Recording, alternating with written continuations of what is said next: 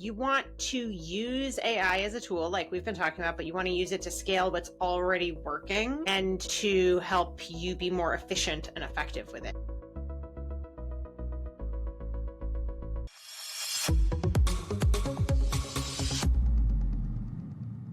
Hello, and welcome back to enVisioning Success. I am your host, Laura DiBenedetto. Co-hosting with me is Julia Becker Collins, and she is great. Yay! Oh, So we're going to do some hot takes for the next 4 episodes, and if you've been following me for even 2 minutes, you know that I love a hot take. People lie to you about marketing like all the time, and we on this show are good and well sick of that shit. So we're going to talk about telling you the truth and helping you to do better and stop getting screwed over by people who just want to take you for a ride. So the first thing we're going to be talking about in today's episode is we're going to be talking about AI. We were actually chatting about this earlier today, and oh baby, this is going to be a good one. So I'm going to kind of outline this for us right now, but we're seeing a deluge of, I love that word, good of $5 word. right, of interesting applications from young people who are too reliant on AI. The problem with being overly reliant on AI, as we're going to get into, is when you are, I think, teenager, young 20s, whatever, you haven't had the years to actually get good at doing the thing.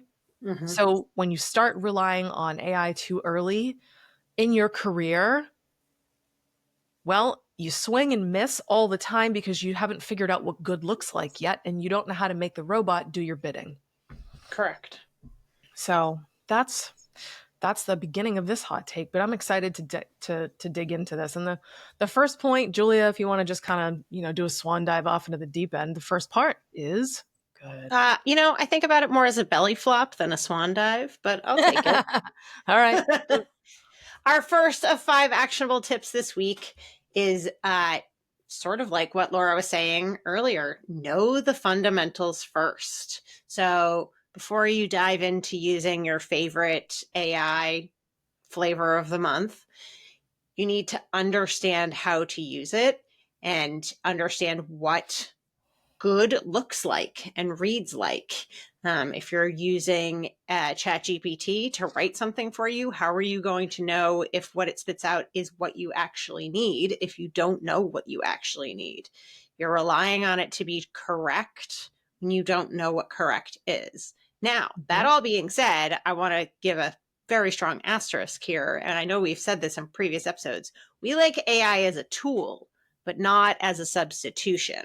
Right. So like with any tool, like project management tool, graphic design tool, anything like that, really you need to know how to use it to get the most out of it. It is a fantastic tool. It's like a virtual assistant. But if you don't tell it what to do in the correct way and be able to analyze what it popped out, you aren't going to get anything out of it except expensive caca. So before you prompt, you need to understand positioning, messaging, strategy, etc. Or if you're using a AI graphic design tool, you need to understand what looks good. You need to understand how people look at things. You need to understand who you're trying to give it to, etc. Because otherwise, AI will regurgitate caca, basically. Like we said, before we actually hit record, AI really helps you to just generate trash faster. Yep. When you don't know what you're doing. And, so zooming back out, right? That point that you just made is a very, very high level point. So someone who's, I don't know, in the beginning of their career or even at the beginning of a second career, you have to realize you don't know what good looks like yet. You think you might. You think you might, but you don't. Here's the crazy part. AI actually has a wealth of information, and I like ChatGPT. That one's my favorite. So, and I've used lots of different ones, but if you regard it as a teacher and as an educator, you can actually have it help you along and say, hey, I don't know a lot about this. Teach me about this. And if you're a really quick study, that'll be really helpful. So to give you an example with, the point that you just made, Julia, I happen to know a lot about diet and nutrition, like a lot, a lot. And I wanted to just kind of test my theory because, like, I use it for marketing stuff and putting together avatar stuff. And, I know where to push back. And I was like, all right, let's try a different area of expertise. So I'm no dietitian, but just having been through the seventh circle of hell with allergies and blood work and yada, yada, it's like, now I'm an unwitting expert in this crap. So I started asking it questions. It gave me bad advice. Now, if I had just blindly followed it, that would be bad. But I was like, no, that's actually contradictory because according to everything that I've seen out there, it's this. And then it comes back with, you're absolutely right. I was incorrect. You Right. have to be good enough to call it on its garbage because Correct. otherwise you're in trouble. And this is actually, it's probably why, like, a lot of uh what are the online fitness coaches are getting mad at like chat gpt and things like that because they're like, oh well, people are using chat gpt instead of an online fitness coach. Well, yeah, because they think they can. And you, Right. you know what, you're probably making the same mistake, not knowing the fundamentals. Oh, I'll just use chat gpt to replace my marketer. You sure Right. about that? Right. We know where it's wrong. Do you? Right. You gonna Right. tweak your back today? How's that going for you? You're Right. not building up the cake. Like, what's Right. happening? Right. Yeah. What's our So second one, Laura? second one is training it like a team member. So this is very, very important. And I would encourage anybody to think about this, even if it goes beyond just marketing that you're having it help you with. It could be, I don't know, HR or whatever, like what your company standards are. But in this case, you actually do get much better results by feeding AI your brand voice, Mm-hmm. offers, and examples. It does very, very well with examples, visuals, and let's say you feed it something that's been done and you don't know why it's good, but you just know that it is good and it meets the standard. You Mm-hmm. can ask it to do an analysis. Mm-hmm. Be like, hey, how would you describe this? How would you analyze this? And you realize, oh my gosh, that's really good. And then you can add to or whatever. And then there's parts of at least ChatGPT where you can save that as the standard and, have all your responses go through this filter. Yeah. I think one of the other things that happens, and we've had this conversation internally, is people don't know how to prompt. It's a whole skill set to know how No. to prompt. And oftentimes people give minimal information and then they get, like I said earlier, caca on the other side. I'm just going to keep saying that today. And, we internally have trained the staff on how to prompt. So if you're using it, like I use it as a virtual assistant, read this draft and make it more comprehensive, et cetera, et cetera. But I'm not just feeding it the draft. I'm giving it 2 paragraphs of information about who the audience is, what the purpose is, who needs to get what out of it, the important points, et cetera. And then I never take the first draft of what it gives me. I always analyze and edit and edit and edit. And I think that's another part of this that people never think of. Yeah, I would agree with that wholeheartedly. Um, People just think it's easy. I've Mm-hmm. talked to a lot of people who are just starting to use AI and they're like, oh, this is so great. It's so easy. You think that until you actually realize that it isn't.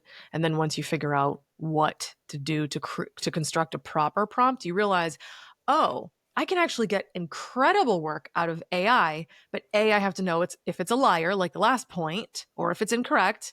And I have to prompt it really well, like Julia, with what you're doing. It Right. seems like you're loading it with tons of context and background and outcomes desired. And I don't know about you, but I sometimes put psychological impact in there. And like, I want this person to feel this way when they receive Mm-hmm. this. Yeah.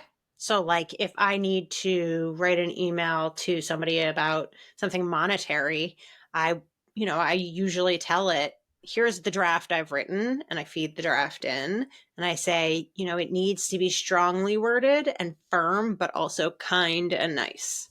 And so it'll spit something back out to me that not only is firm and use the basis of what I gave it, but it's also trying to get the person to feel like a warm embrace. Yeah. No, I like that. Mm-hmm. This is not in our notes, but you can also tell it to behave like a certain person Mm-hmm. who's famous, who is really good at doing that certain thing. Mm-hmm. Like, I don't know, like there's the Sandler selling. I reference that a lot. Like, hey, let's make this Sandler selling systems. It's more famous than I am, substantially. So I like to reference cultural cornerstones that there's probably a lot more data to pull from. And a big part of the Sandler selling system that I like is that it's extremely respectful. Mhm. And it's not pushy. So I Right. will try to frame things in a kind of Sandler-esque kind of way pretty often because I don't like pushing people. It just pushes people away. Mhm. Um, I like to lead with respect and give people tons of freedom to come and go as they choose. Right. Exactly. Number 3 is to use, and I will die on this hill, to use AI for drafts, not strategy, which very much speaks to everything we've been talking about. That it should assist you. It can be your proofreader. It can help to reword things, etc. But it does not replace judgment or knowledge. And it doesn't replace strategy. Strategy is still a human job. You need to be explaining to it what the purpose is of what you're doing, who the audience is, the impact you want it to have, etc. The machine is never going to understand that or know that. That's true. Mm-hmm. Unfortunately, nowadays you're seeing like tons of content coming out on like LinkedIn and here and there where people are like, oh, well, you can tell that ChatGPT did this. And, everybody's screaming about the M dashes, which, it loves to use M dashes, but, you know, you can tell someone didn't get past the draft Yes, that's stage. the bigger thing. Or it's either like it's written in a certain way, it's using certain words, or it has like a rocket emoji. It's the rocket emoji that's the giveaway. My favorite Loves is the these. word crucial. It loves the word crucial. Yeah, 100%. Honestly, listen, to be clear, we absolutely love AI. We think it's Mhm. great. It's a really powerful, super, super mega helper. But, it shouldn't be the headliner. And when it's obvious that it is, people stop engaging Mhm. because they're like, oh, a robot wrote that. Well, I'm a human reading it. And I just don't want robots talking to robots. It's like, no, it still needs to appear human, which is why, the strategy, the thinking it through to your point is so vital. Yes, So, point number absolutely. 4, which kind of dovetails Oh, nicely, the Julia loves best. that word, I do. uh, quality recognition, right? So, if you can't recognize a strong hook, a headline, or call to action, like in your social media copy, AI can't help you Mhm. because it will give you, and trust me, I've tried, I've had all the arguments with the robot all day long. It doesn't know how to create incredible hooks. It doesn't do mic drop. It's actually super good at bland. It doesn't really know how to create like incredible um grand slam copy. And to be honest with you, that's kind of a good thing because if it did know how to do that, everyone would have grand slam copy and no one would be able to rise above. So this is where, as much as I love artificial intelligence, this is where organic intelligence is still king. You have to use your noodle. And honestly, some of your best hooks, stories, and calls to action will actually come out of conversations that you have and mic drop moments that you had in person. Write those down. If you're having a really great conversation, try to bookmark some stuff in your head. Be like, oh shit, that's a good one. And try to return to it later. Or listen, I've been known to do this. I'll be giving someone incredible pearls of wisdom, and then something amazing will pop out of my mouth. And I'm like, oh, I didn't see that coming. Hang on, I'll write it down. And then I use it to create copy later. Like, Perfect. good when you hear it. You just have to trust yourself, not the robot, as much as I love it. Correct. And I think that definitely speaks to a larger problem where people often don't trust themselves. And you can trust yourself by learning what's good and what's not good. And then you will be able to use it more efficiently and effectively. Yeah.